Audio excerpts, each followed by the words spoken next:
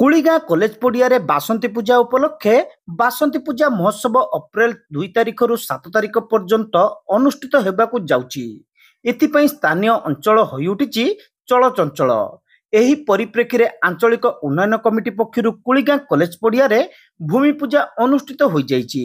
ବ୍ରାହ୍ମଣଙ୍କର ମନ୍ତ୍ର ଉଚ୍ଚାରଣ ସହ ସ୍ଥାନୀୟ ପଡ଼ିଆରେ ଯଜ୍ଞ କରାଯାଇଥିଲା। ପରେ ଉତ୍ସବ କମିଟି ପକ୍ଷରୁ ଶୁଭଖୁଣ୍ଟି ସ୍ଥାପନ ସହ ପୂଜାର୍ଚ୍ଚନା ମଧ୍ୟ କରାଯାଇଥିଲା। ପ୍ରଥମ ଥର ଏହି ମହୋତ୍ସବ ଆୟୋଜିତ ହେବାକୁ ଯାଉଥିବା ବେଳେ କମିଟିର କାର୍ଯ୍ୟକର୍ତ୍ତା ଓ ସଦସ୍ୟଙ୍କ ସମେତ ସମସ୍ତଙ୍କ ମନରେ ଉତ୍ସାହ ଭରି ଯାଇଛି। 2 ତାରିଖରୁ 7 ତାରିଖ ପର୍ଯ୍ୟନ୍ତ ପ୍ରତ୍ୟେକ ଦିନ ସାଂସ୍କୃତିକ କାର୍ଯ୍ୟକ୍ରମ ଅନୁଷ୍ଠିତ ହେବ।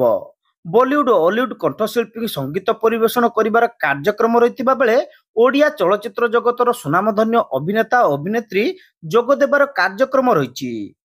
ସେହିପରି ବିଭିନ୍ନ ପ୍ରକାରର ଖାଦ୍ୟ ଷ୍ଟଲ ସାଙ୍ଗକୁ ରାମଦୋଳି, ମୀନା ବଜାର ସହ ଘରକରଣା ସାମଗ୍ରୀ ଷ୍ଟଲ ଖୋଲିବ।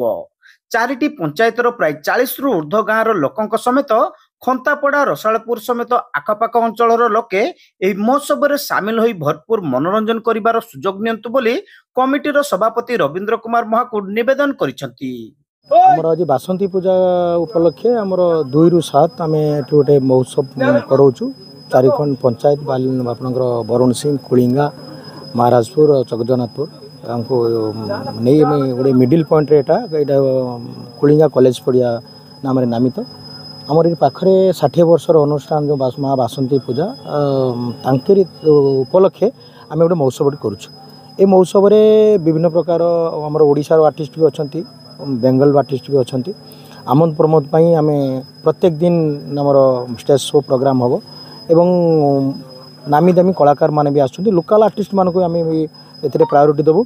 ବିଭିନ୍ନ ପ୍ରକାର ଷ୍ଟଲ୍ ବି ଏଠି ବସୁଛି, ମାନେ ରାମଦୋଳି ପାଖରୁ ଆରମ୍ଭ କରିକି ଅନ୍ୟାନ୍ୟ ଯେତିକ ପ୍ରକାର ପିଲାମାନଙ୍କ ଆଟ୍ରାକ୍ସନ୍ ପାଇଁ ସବୁ ପ୍ରକାର ବ୍ୟବସ୍ଥା କରାହେଉଛି। କାରଣ ଏହି ଅଞ୍ଚଳରେ ମା ଭଉଣୀମାନେ ବାହାରକୁ ଯାଇପାରନ୍ତିନି। ଯେଉଁ ବାଲେଶ୍ୱର ଲୋକ ମହୋତ୍ସବ ହେଉ, ଉତ୍ତର ଓଡ଼ିଶା ଲୋକ ମହୋତ୍ସବ ହେଉ, ମାନେ ଅନ୍ୟାନ୍ୟ ଯେଉଁ କାର୍ଯ୍ୟକ୍ରମ ରହୁଛି ସେମାନେ ଯାଇପାରନ୍ତିନି। କିନ୍ତୁ ଆମେ ଆପଣଙ୍କ ମାଧ୍ୟମରେ ସମସ୍ତଙ୍କୁ ନିମନ୍ତ୍ରଣ କରୁଛୁ। ଏଇ 2ରୁ 7 ଯେଉଁ ମାନେ ମହୋତ୍ସବଟି ହେବ, ଆପଣମାନେ ଆସିବେ, ଉପଭୋଗ କରିବେ।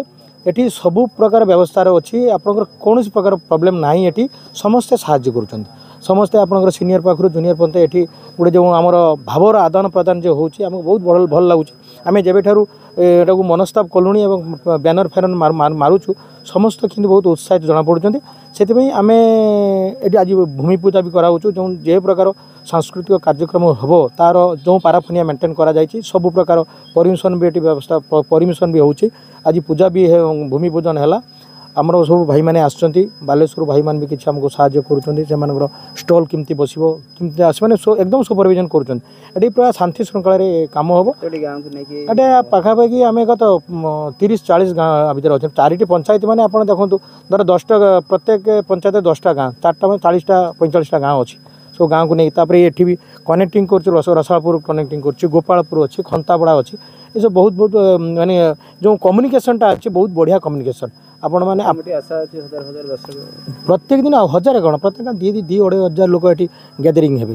ଏଇଟାକୁ ଆମେ ଯାହା ବର୍ତ୍ତମାନ ସୁଦ୍ଧା ଆମେ ଯାହା ଆମର ସର୍ଭେରୁ ଆମେ ଜଣାପଡ଼ିଛି। କାରଣ ଆମେ ଦେଖୁଛୁ ସମସ୍ତଙ୍କ ଉତ୍ସାହିତ ଅଛନ୍ତି। ମାନେ ହଁ ଏ ମହୋତ୍ସବଟା ଠିକ୍ ଜାଗାରେ କରାହେଇଛି। ଆଉ ଯେଉଁମାନେ ବି କରୁଛନ୍ତି ସେମାନେ ବି ପ୍ରଶଂସା ସେମାନେ କରୁଛନ୍ତି। ତେଣୁ ଆପଣଙ୍କ ମାଧ୍ୟମରେ ଆମେ ତାଙ୍କୁ ଅନୁରୋଧ କରୁଛୁ, ମା ମାଉସୀମାନଙ୍କୁ, ଭାଇ ଗୁରୁଜନମାନଙ୍କୁ ଆମେ ଅନୁରୋଧ କରୁଛୁ, ସେମାନେ ଆସି 7 ଦିନ ଉପଭୋଗ କରନ୍ତି ମହୋତ୍ସବ।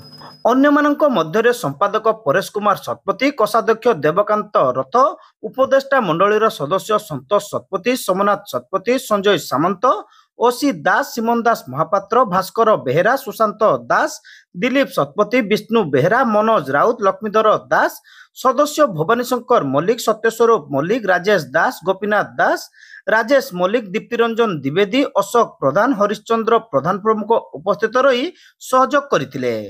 ଆମର ଆଜ୍ଞା ଏଇଟା ଗୋଟେ ହେଉଛି 60 ବର୍ଷର ଗୋଟେ ଅନୁଷ୍ଠାନ। ଆଉ ଗୋଟେ ଏଇ ଦିନ ଗୋଟେ ବହୁତ ଭଲ ଦିନ, ସେଥିପାଇଁ ଆମେ ଆଜି ଭୂମି ପୂଜନ କରୁଛୁ। 60 ବର୍ଷର ଅନୁଷ୍ଠାନ ଭିତରେ ଏଇଟା ବହୁତ ଗୋଟେ ଛୋଟ ଗାଁ, କିନ୍ତୁ ସମାଜକୁ ଦିଗ୍ଦର୍ଶନ ଦେବା ପାଇଁ ଆମେ ଗୋଟେ ପ୍ରଥମେ ଆରମ୍ଭ କରୁଛୁ ମହୋତ୍ସବ। ଏପ୍ରିଲ 2 ତାରିଖରୁ 7 ତାରିଖ ପର୍ଯ୍ୟନ୍ତ ଏହା ଚାଲିବ।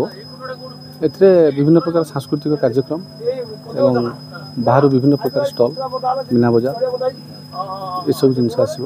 ଆମର ବହୁତ ଆଡ଼ୁ କଳାକାର ବି ଆସୁଛନ୍ତି ଯେଉଁଟାକି ଭୁବନେଶ୍ୱରରୁ ଆସୁଛନ୍ତି ବେଙ୍ଗଲରୁ ଆସୁଛନ୍ତି।